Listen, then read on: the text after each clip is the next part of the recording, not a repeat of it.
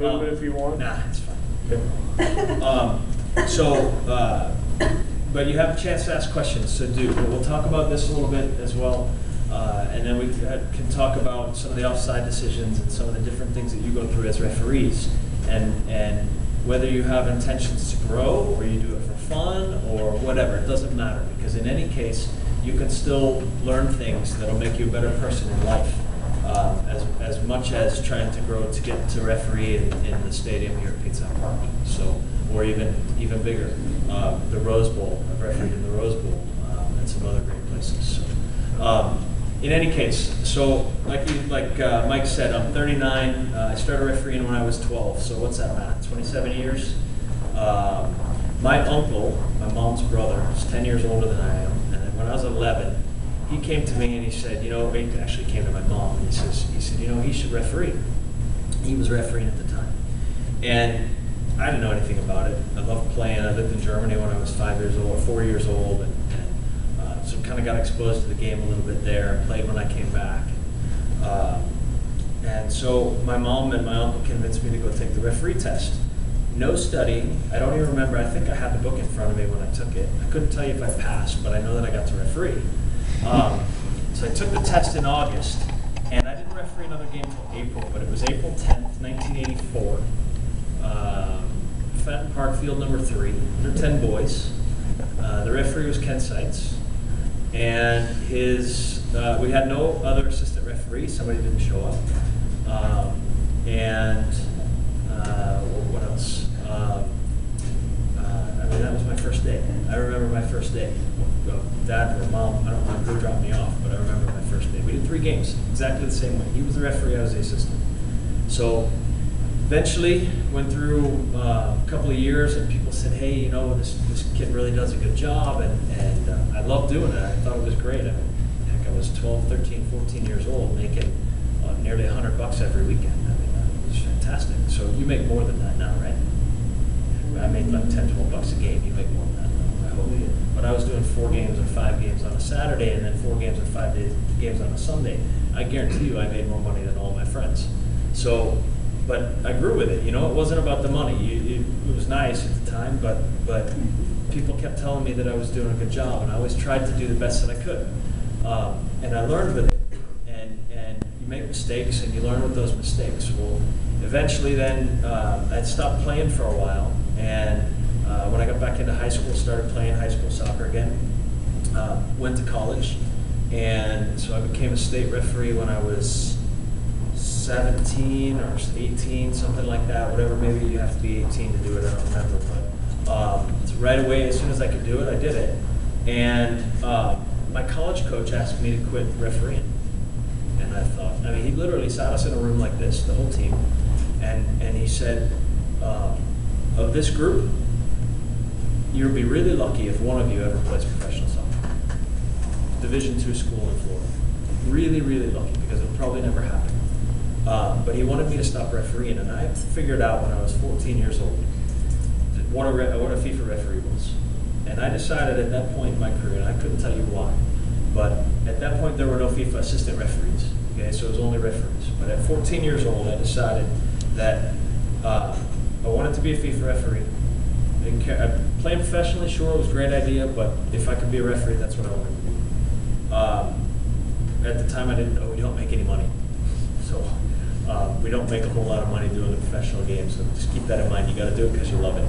But I wanted to be a FIFA referee, and I sat down and I laid out a plan. What would it take for me to get to the World Cup, and when would the right time for me be to go there? And at that time, when I was 14, I figured out on a map, literally a calendar map, of 2010 was my year to go to the World Cup. Okay? So I was born in 71, so this was 1986-ish. And I knew that if I was ever going to go to the World Cup, it would be 2010. And so I laid out that plan on how to get to that point. So when I turned 18, I was Missouri's first young referee of the year. So that was the first year they put that program in. The Missouri Youth the U.S. Youth Soccer put the program in. And then after that, after college was done, I told my college coach, no, I'm not going to quit games. But after college, I was fortunate. The co-captain and the team with me went over to Germany on a contract and played in Germany for a little while. And he called me in September and he said, "You need to come over here." And so in December, I quit my job. I left my girlfriend and I went over to Germany to try to play soccer. And 6 months later, I came home without a contract.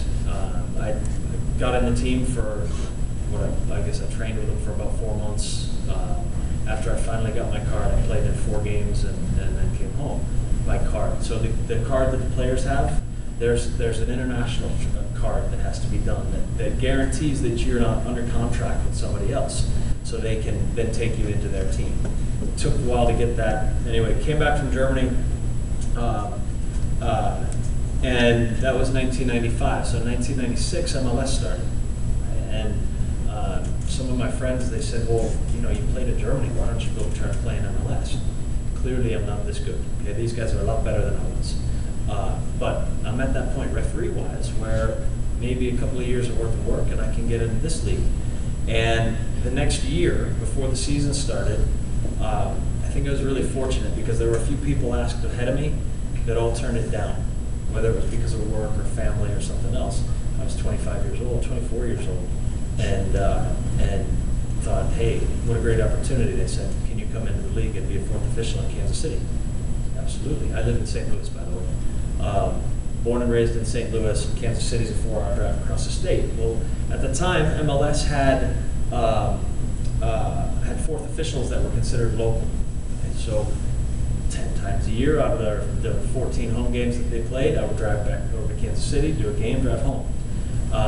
2 years later, I got my chance, and I got into the line on, I think, my first year in 1999. I got 4 games in MLS. But the 4th game was a really critical point. And something happened in the game where it was 2-1 to whoever Kansas City was playing. And Alexi Lawless, everybody know who Alexi Lawless is? Okay, he was still playing for Kansas City at the time. And Alexi scored a goal. One of his teammates scored a goal. But Alexi was in an offside position when the ball was shot initially, and he barely deflected it with his foot. Hit the post, went back to a teammate who scored and tied the game. And I'm standing over there with my flag in the air. Okay, it's on ESPN. In my 4th game, it's on ESPN. And I'm 25, 26 at the time now, 26 I think. And the referee came over, and you can see the referee when he turns. He's on camera, and his eyes roll up into the back of his head like, "Oh no." And he gave the offside decision. Well, it took ESPN 3 replays to actually show that it was the correct decision. And so some lucky things have to happen in your career. After that, in 2002, I was nominated for the FIFA panel and got on the FIFA panel at the age of 30. So this is my 10th year internationally. And then this clip is from 2005. 2007, Terry Vaughn, the referee here, and I, along with Chris Strickland, went to the Gold Cup, which is going on right now. And the final is on Saturday. The U.S. are playing in it. So we went to the Gold Cup, and we were selected for the Under-20 World Cup. So right about the same time, I think 2006, did a Champions League final game in Azteca Stadium, which is essentially what we have our Champions League now. As we know it, it was called the Champions Cup then. And so I got to do the final in Azteca. And then 2008, I was selected for the Olympics.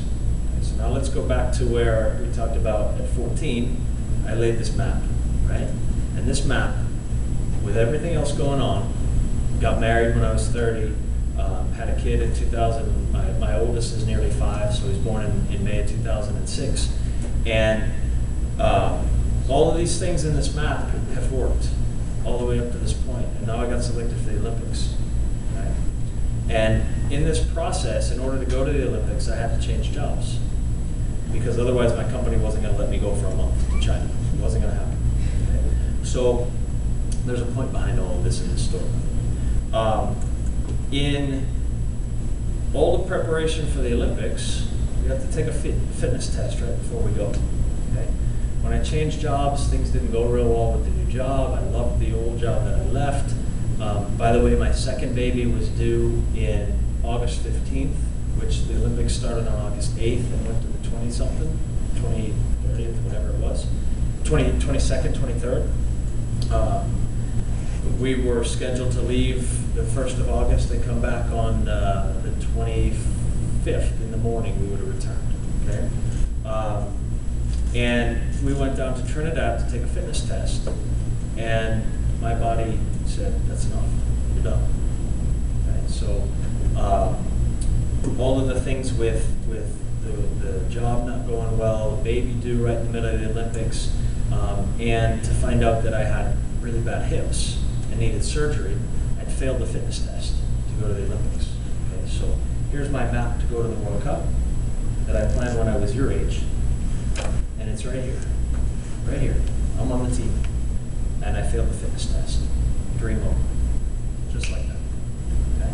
So, but the point is that through that career you learn things, and those things go the right directions, and those guys, things work out kind of funny because my daughter was born on the 25th in the evening, the day we would have come home from the Olympics. Right? So the guys that went to the Olympics, the team that I got dropped from, went to the Olympics and came home that day. But they never made it to the World Cup. They never made it. So maybe that was a point in my life where God said, hey, you know, you guys aren't going to go anyway. You got 2 kids now. You need to focus on your life.